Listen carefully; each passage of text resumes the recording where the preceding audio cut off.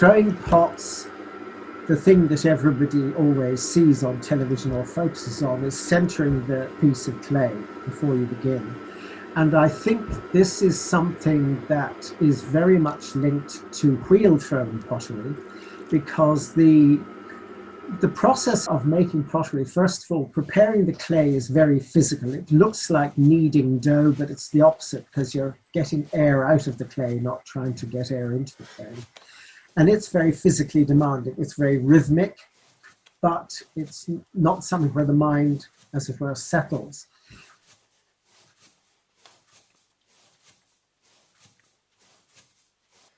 When you're throwing a few dozen more or less identical pots in a row, in that process, it can become more or less automatic. When it's going well, the clay almost seems to determine what happens. And I mean, even when it's not going well, the clay kind of determines what happens. But the thing that makes it so immediate, of course, is that with pottery, all you need is your fingers and your hands and your muscles. So it is very muscular. And from that point of view, it's as unlike, we'll say, making a musical instrument as it's possible to be, because wood, you can never relax your concentration. It depends absolutely on tools being razor sharp. And so it's like at the opposite end of the spectrum. But when you're making a pot, it is very much like swimming or riding a bicycle or any of those things. It is absolutely in the muscles. And when it's going well, that is almost a completely unconscious process. The analytical part of the mind is, as it were, in neutral. It's quite a meditative process. And that, I would say, is the connection with bowing, because if you're practicing rather than sight reading, where you really have to have your brain good and sharp, it comes back to rhythm, it comes back to breathing, it comes back to the mind being settled. When you're in a kind of rhythm of both physical activity and breathing, then things happen in the mind that bring you, as it were, into a kind of timeless present moment. And in pottery, that's certain. You know that the clay is centered when, although the wheel is spinning around, the clay itself is absolutely still. When it is going well and you are in that present moment, then I think music is aiming towards silence in the middle of the music, where the pottery and similar things are aiming for stillness in the middle of movement. If you think of turning wood on a lathe, the gouge or chisel that you're working the wood with rests on a steel rest, so that it's not thrown out of your hand or thrown away by the motion of the wood on the lathe. Similarly with clay, you have some fixed points, and they're the side of the wheel, or they can be the side of your body, or sometimes it may be your thigh or your knee, depending how big the pot is. Or if you're standing up, then, you know, that's a whole nother arrangement if you're using a really big piece of clay. It's a very subtle balance of forces. Michael Cardew used to say that the potter's wheel is not a machine, it's more like a musical instrument.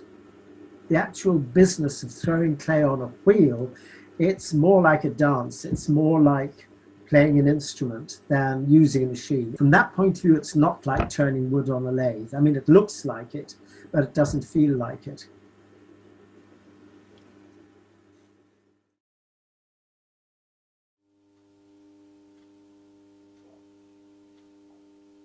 I'm a bit of a sucker for ornamentation.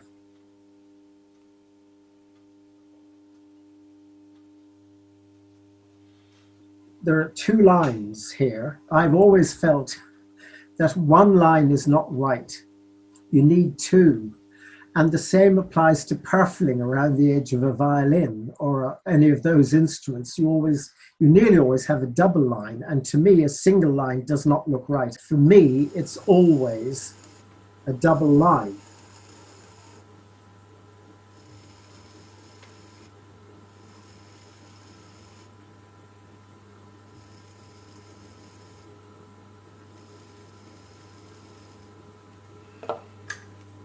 So at the other end of the scale, where form and decoration is concerned, this bowl that you can see here The form of it is very simple, and the glaze is extremely complex, but it's complex not because of decoration, but because the glaze itself is a lustrous oil spot glaze. You can see it has got a sort of speckled look.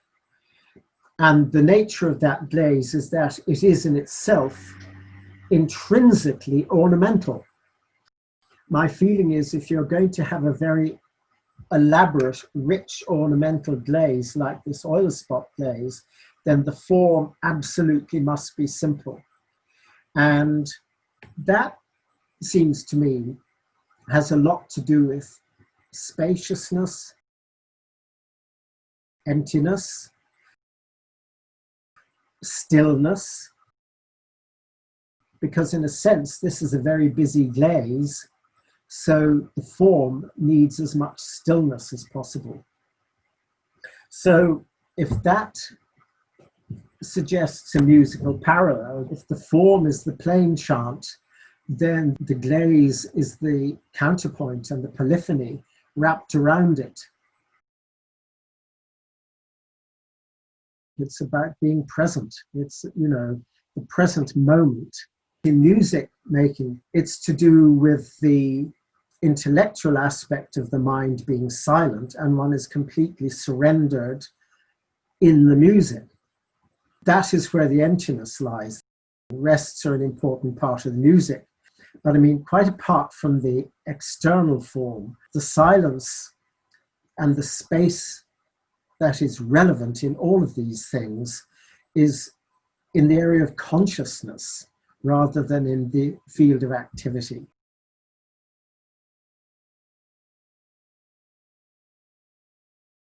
I suppose balance is one word that you could use. Balance or tension, but it is balance between polarities or tension between polarities. And I think this is integral to music between, let's say in Indian music, the tension between the basic notes of the raga and where the melody will go, and dissonance in Western music, particularly dissonance that is resolved and then dissonance comes back. Think of suspensions, think of some glorious composer like Purcell and the way he uses dissonances and suspensions. So that's about a balance between harmony and dissonance. And in ceramic, you've got a balance between movement and stillness, between plasticity and form, between simplicity and elaboration, between the shape and the decoration, which again is a musical parallel.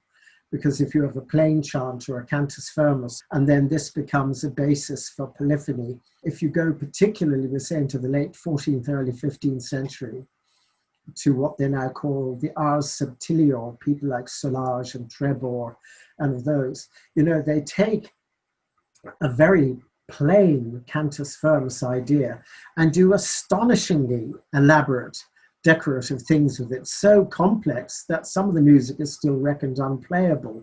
Or then you go to somebody like Gesualdo, who takes, you know, the madrigal form and does things with suspensions and dissonances in his harmonies that if you're trying to sing it, or indeed I've transcribed some to play on viols, you can't believe you're playing the right note because the suspensions are so intense. So again, it's tension balancing to some harmonious end. And that, I think, has a transforming effect on the person's consciousness. Music does things to our physiology, it does things to our bodies, it does things to our minds. And it must be good or we wouldn't continue doing it.